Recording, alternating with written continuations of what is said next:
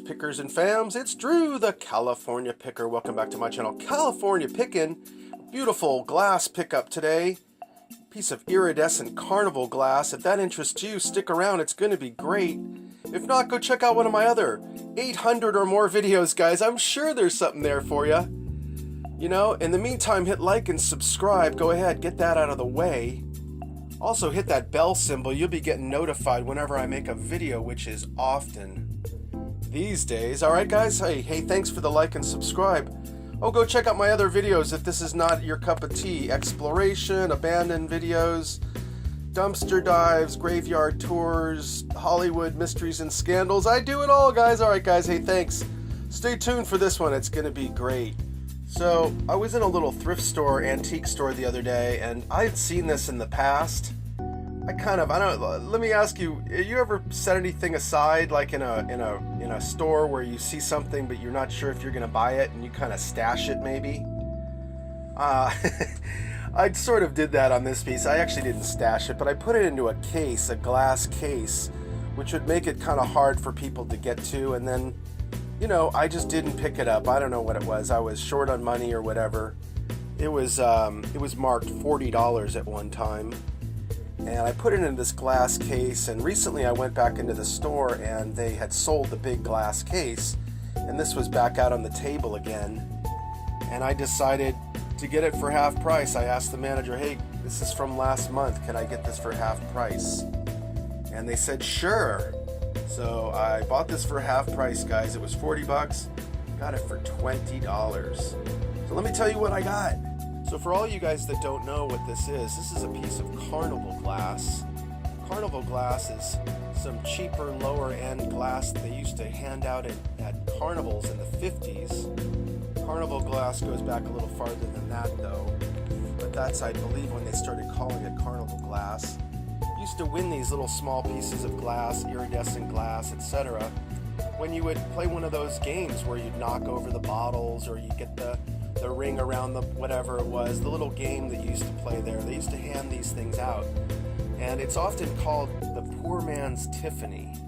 And being called the poor man's Tiffany refers to the beautiful iridescent finish that they were trying to emulate from Louis Comfort Tiffany, the greatest glass designer of all time.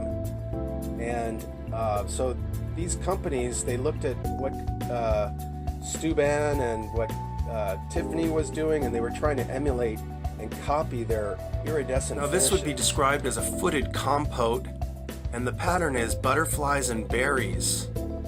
And you can see the berries right there and the butterfly. Incredible iridescence on this. And so you guys, for you guys to know, the more iridescent, the better. The more purples, the more reds, the more vibrant rainbow colors. That's what collectors really want. They go nuts for it. Now, in the videotape, it's going to talk about some things, but one thing it talks about, I believe, is that this glass, when it's described, is described by the base color of the glass. And this one happens to be a cobalt blue color right there. Cobalt blue. And this one is the second most desirable color in Carnival Glass as far as the base color. If you can find ruby red or any kind of red on the base color of the ground before the iridescent was put on it, those seem to do the best in market. Now this has some very cool eagle's claw feet. Check that out in blue. But just the bottom of this bowl is so incredible. It's just as good as the inside. But let's get to our little videotape from YouTube describing this piece of Fenton, and he'll give you the price, guys. I didn't even have to look it up, right? I didn't have to go searching. It was right there on my friend Gary Stover's video. So thanks, Gary. Go check out his channel too. He does some great videos. Back in the day. Sure. What kind of glass did they begin making? At first they started making the cut glass, like your American Brilliance. Right. And then they did some offhand pieces like your Hanging Hearts. They were influenced by artists from Tiffany and Steuben. Yeah. So their blowers and their chemists started trying to copy a lot of their techniques. I see. So those early pieces, are they the most valuable pieces? Yeah, some of them are very highly collectible. The mosaic, the hanging hearts, them pieces bring premium money. Some of the newer pieces bring premium money. Okay. You know, it just depends on who's collecting what, and that's the thing. We brought a great variety of pieces here. There's some Carnival Glass. When did they start making Carnival Glass? They started making the Carnival Glass in 1905. I believe I have a tag up there somewhere. It's got the date on the tag there. Okay, you want to show that piece? This piece is one of their larger lines. It's called Butterflies and Berry. And they made their last Carnival Glass from 1907 to 1925. Most all your Carnival Glass and your Carnival Glass collectors consider this is the Carnival Glass. Anything else is contemporary glass, as in the Fenton contemporary glass. Here, that piece there was made in 1970.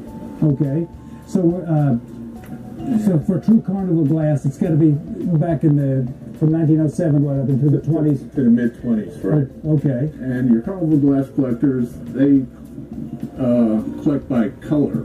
And if you hold a piece of Carnival Glass up to the light, you can see what the base color of the glass is. This one happens to be a cobalt color. Yeah. And that's how they determine what the monetary value of it is. On the basis of the color? Basis of the color and the rarity of the piece. How the pieces were made. But what about cobalt? How is that a desirable color? The cobalt is one of the more desirable colors. Red be the most desirable. Okay. Anything in the ruby glass base color would be the more desirable color. I see. So on this, what form is that?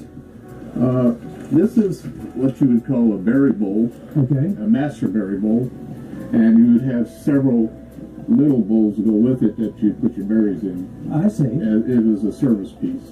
It's a beautiful piece of glass. And you can see as this piece there I'll hand it to you. is got the same outer pattern of the butterflies and berry, but it has the interior pattern. They used the same mold to make this as they did that bowl, except for the interior pattern has panthers on it.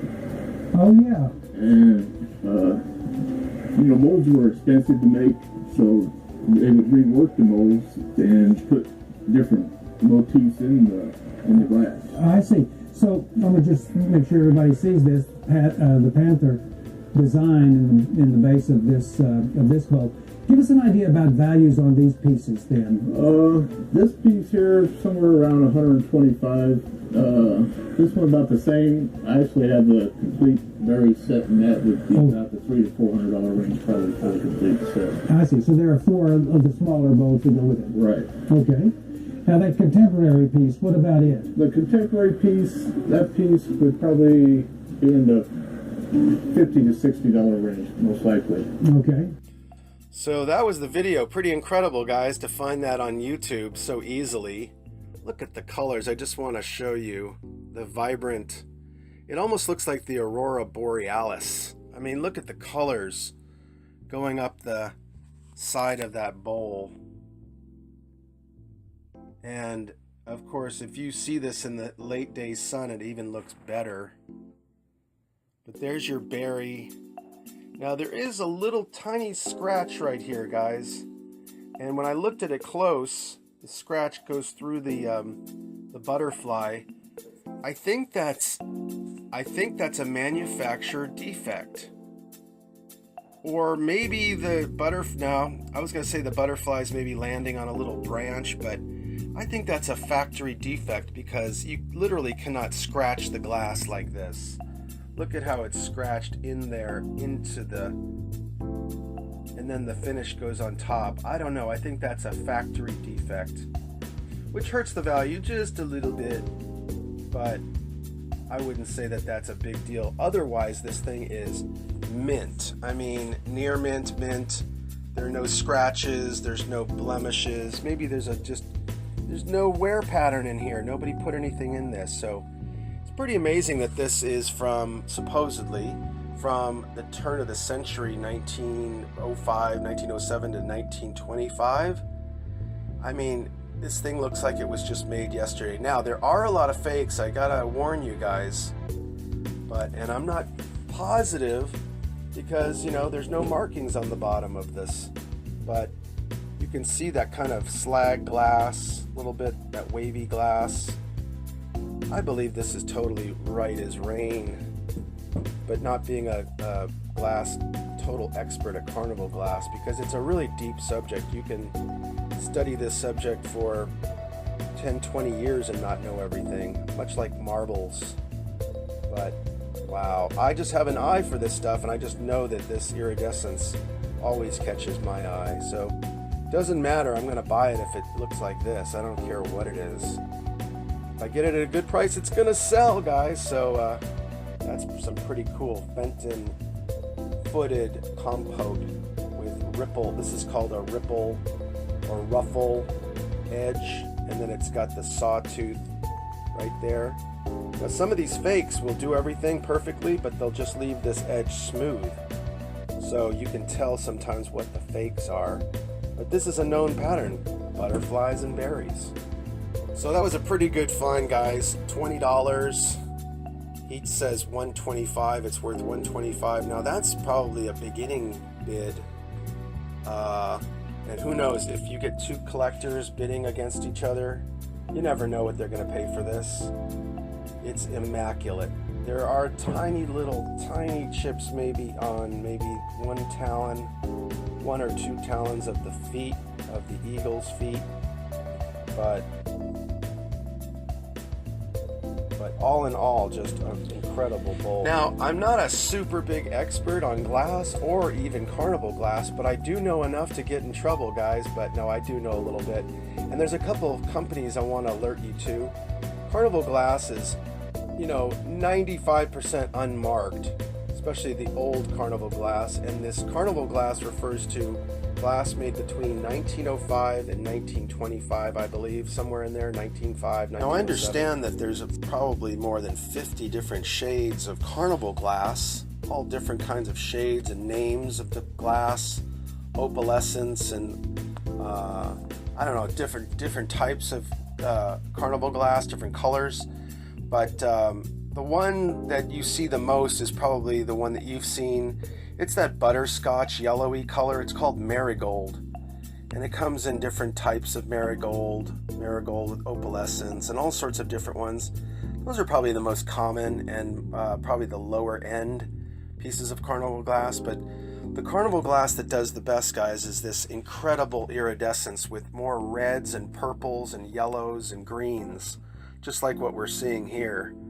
This is looking like the Aurora Borealis in Alaska. Look at that.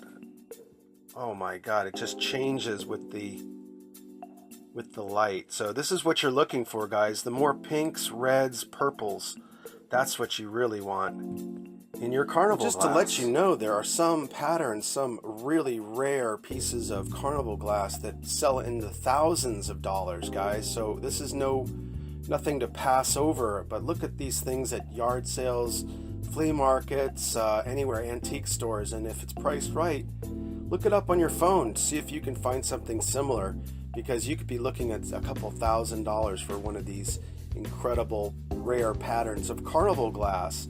And back in the day, guys, Carnival Glass is down probably 50 to 75% at the way it used to be, but it'll probably come back someday. But right now it's down, but still you can find patterns that are really bringing good money. So don't pass up your Carnival Glass. So anyways, check me out on Twitter and Facebook and Instagram, The California Picker or California Pickin'. Hit like and follow over there, guys. Keep on picking. What about that? Fine, pretty cool. 6 times profit. That works for me.